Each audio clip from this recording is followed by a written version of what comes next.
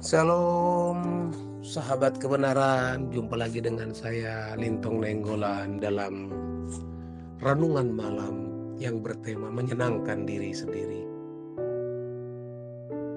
Bapak, Ibu, Saudara yang terkasih dalam Tuhan, kita harus selalu waspada dan sesuai firman Tuhan, selalu bersikap berjaga-jaga atau memiliki perasaan krisis yang positif, krisis yang kudus, bahwa kita akan menghadap Tuhan.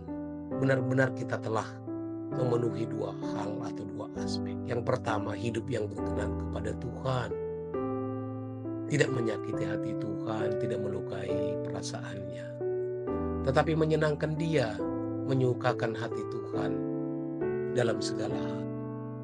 Memang Tuhan tidak membutuhkan hiburan apapun, dan Tuhan tidak bisa disenangkan apapun lebih dari kehidupan manusia yang memiliki kehendak bebas dan mengarahkan kehendak bebas tersebut untuk melakukan apa yang menyenangkan hatinya.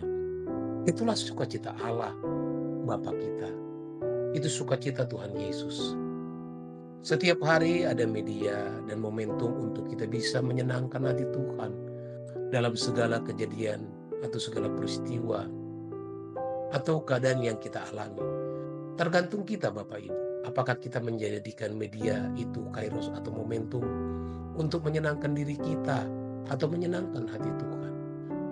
Bagi orang dewasa rohani, ketika kita bisa menyenangkan Tuhan, itu berarti menyenangkan diri sendiri.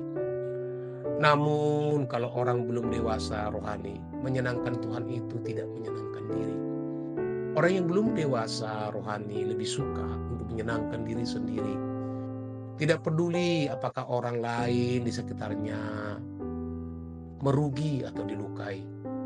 Tidak peduli, bahkan dia juga tidak peduli perasaan Allah. Keadaan seperti ini kalau dibiarkan terus-menerus akan menjadi karakter yang menyatu dengan diri. Sehingga orang-orang seperti itu sampai tua hidup egosentris, antroposentris, berpusat pada diri sendiri, tidak mampu berpusat pada Allah. Yang kedua, Bapak Ibu, setiap kita harus menemukan apa yang Tuhan kehendaki untuk melakukan pekerjaan Tuhan atau memenuhi rencana Tuhan. Setiap orang pasti istimewa di mata Allah, bukan hanya karena jiwanya kekal, yang oleh karenanya Allah Bapa memberikan putra tunggalnya, yaitu Tuhan kita Yesus Kristus, juru selamat kita, untuk menyelamatkan kita, melainkan juga karena kita adalah makhluk yang bisa menyenangkan hati Allah.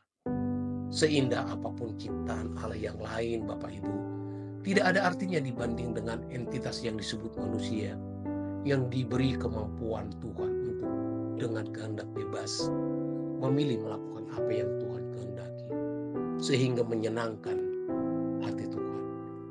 Istimewanya setiap individu terbukti dengan Allah melibatkannya di dalam pekerjaannya, di dalam rencana Allah. Ada maksud tujuan ilahi atas setiap individu atau divine purpose. Maka setiap orang harus menemukan apa rencana Allah di dalam hidupnya. Tentu ini adalah level yang tinggi. Kalau seseorang belum bisa menggunakan atau memanfaatkan media yang Tuhan berikan setiap hari, yaitu untuk menyenangkan dia, tidak mungkin mata hatinya tercelik untuk menemukan apa rencana Allah di dalam hidup orang tersebut. Kerusakan di dalam kehidupan pelayanan. Banyak orang yang belum menggunakan kesempatan atau media dalam hidupnya setiap hari untuk menyenangkan hati Allah, tetapi sudah berani melayani pekerjaan Tuhan, melakukan kegiatan pelayanan di gereja. Tentu modalnya adalah memiliki gelar kesarjanaan, pengetahuan tentang Tuhan atau teologi, kecakapan teknik berkhotbah, teknik konseling, dan lain-lain. Bukan berarti ini salah, tetapi tanpa disadari terjadi penyimpangan. Mestinya yang prinsip adalah setiap kita harus bisa memanfaatkan setiap momentum, setiap kairos, setiap kesempatan untuk menyenangkan hati Tuhan. Ketika kita di kantor kita diperlakukan tidak adil atau ditindas oleh pimpinan, itu adalah media. Bagaimana reaksi kita terhadap atasan yang menindas? Bagaimana reaksi kita terhadap rekan kerja yang mau menjatuhkan? Bagaimana reaksi kita terhadap teman sekantor yang berkhianat, yang cemburu, iri terhadap posisi kita, lalu ia memfitnah? Semua itu adalah media untuk pertumbuhan rohani kita. Kalau kita dewasa, kita menyenangkan Tuhan dengan hidup di dalam kesucian, dan itu membahagiakan Bapak Ibu. Namun kalau kita tidak dewasa, kita akan memuaskan diri, tidak peduli apakah orang lain dilukai, bahkan pasangan hidup kita sendiri. Dan hal itu melukai Tuhan. Banyak media yang Tuhan sediakan. Jangan kita anggap semua itu terjadi kebetulan, apalagi sebagai sebuah kecelakaan. Di dalam 1 Petrus 1 ayat 16 mengatakan, "Kuduslah kamu sebab aku kudus." Ingat Bapak Ibu perkataan Yusuf kepada Nyonya Potifar ketika menolak ajakan untuk berbuat dosa, melakukan tindakan perzinahan. Yusuf berkata, "Bagaimana aku melakukan dosa sebesar ini?" Ini urusannya bukan dengan Bapak Potifar saja, melainkan dengan Allah.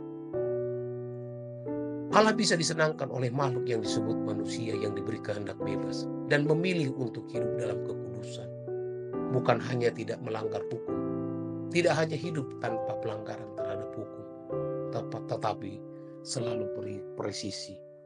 Bapak, Ibu, Saudara yang kekasih dalam Tuhan, dalam peristiwa Yusuf dengan istri Potifar, kita dapat menemukan satu prinsip kehidupan. Kita mungkin akan diperlakukan tidak adil, atau bahkan mungkin kita akan menerima konsekuensi, dihukum, disiksa, menderita melarat karena kita memilih untuk tidak melakukan kejahatan. Tetapi hal itu akan menyenangkan hati Allah. Jadi Bapak Ibu, yang penting di sini adalah bagaimana kita bisa bertindak presisi atas segala peristiwa hidup yang Tuhan izinkan terjadi. Sekalipun itu pengalaman-pengalaman hidup yang pahit yang harus kita alami. Anggaplah itu seperti kita meminum pil ketika kita sakit. Memang waktu pil itu kita minum, pahit di mulut, tetapi itu menyembuhkan.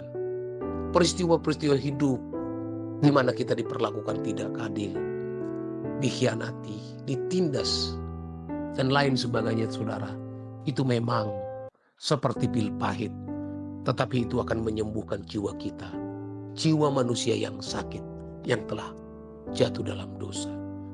Bapak Ibu sahabat kebenaran, betapa indahnya jika kita bisa bertindak presisi. Dan hal ini hanya bisa dicapai oleh atau bagi orang dewasa rohani.